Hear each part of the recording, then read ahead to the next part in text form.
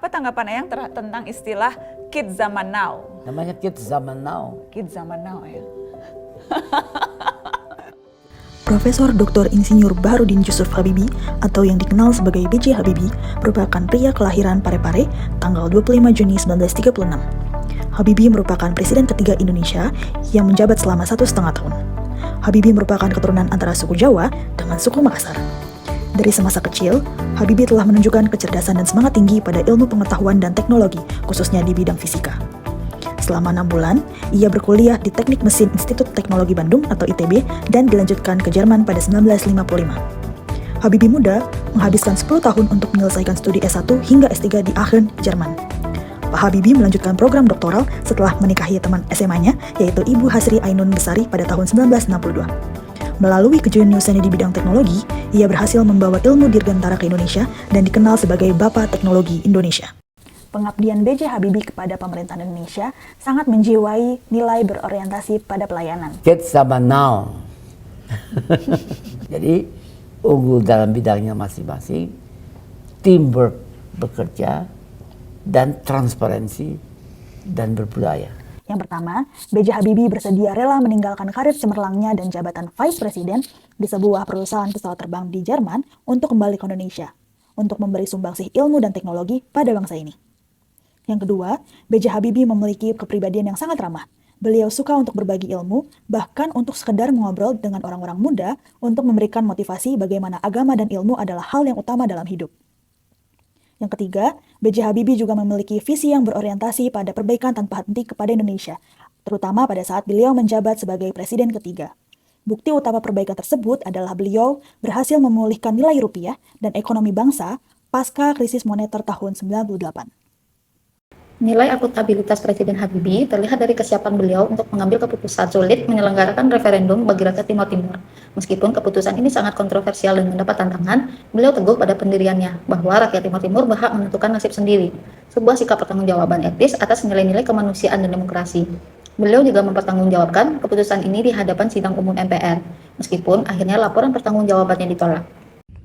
Kompeten. Hanya dengan 17 bulan kepemimpinannya, beliau berhasil mereformasi kebijakan ekonomi negara Indonesia hingga membuat nilai tukar rupiah dari yang tadinya jatuh nyaris 17.000 per dolar Amerika menguat hingga jadi 7.000-an per dolar Amerika dalam waktu singkat. Habibie dikenal sebagai Bapak Teknologi Indonesia yang diberikan atas kompetensinya di bidang teknologi pesawat terbang. Ia dikenal sebagai insinyur penerbangan kelas dunia dengan keahlian di bidang termodinamika, konstruksi, dan aerodinamika. Gelar Mr. Cracks juga diberikan kepada Habibie karena kompetensinya dalam menciptakan rumus retakan pesawat sampai ke atom-atomnya, yang menjadi salah satu standar keselamatan dunia penerbangan.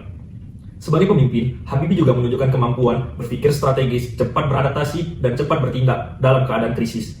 Beliau mengajarkan kalau kompeten berarti terus belajar dan berprestasi. Berkat kebijakannya, beliau juga mampu mengubah kebijakan reformasi Indonesia pada krisis moneter tahun 1998 dalam kurun waktu yang sangat singkat. Dan kontribusi nyata beliau membuktikan bahwa kompetensi bukan hanya sekedar nilai, tetapi aksi nyata. Sebagai ASN, kita belajar banyak dari Habibie. Dia menerapkan nilai kompeten, terus belajar, terus berkarya, dan memberi manfaat nyata bagi orang banyak demi kemajuan bangsa.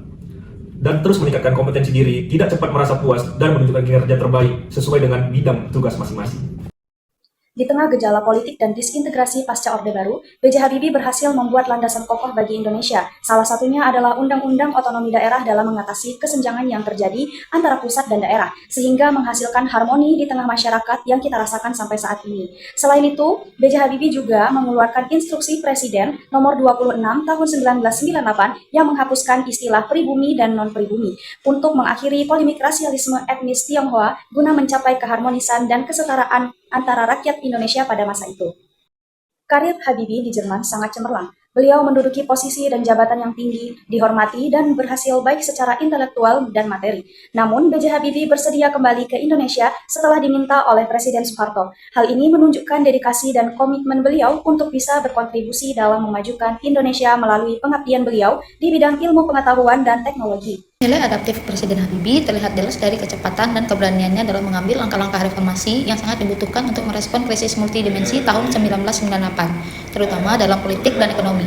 Segera setelah menjabat pada Mei 1998, Presiden Habibie harus menghadapi krisis ekonomi parah dan tuntutan reformasi. Beliau dengan cepat dan proaktif mengambil langkah-langkah radikal yang tidak terduga, seperti membebaskan tahanan politik dan mengizinkan kebebasan pers. yaitu mencabut pembatasan media melalui Undang-Undang Nomor 40 Tahun 1999, menunjukkan kemampuan adaptasi terhadap tuntutan reformasi yang masif. Pada saat B.J. Habibie dilantik menjadi presiden pada tanggal 21 Mei 1998, kondisi ekonomi Indonesia bisa dikatakan sedang porak-poranda. Namun, B.J. Habibie berhasil melindungi Indonesia keluar dari tantangan krisis moneter. Salah satu cara yang digunakan B.J. Habibie adalah bekerja sama dengan IMF yang merupakan salah satu bentuk konkret dari nilai kolaboratif.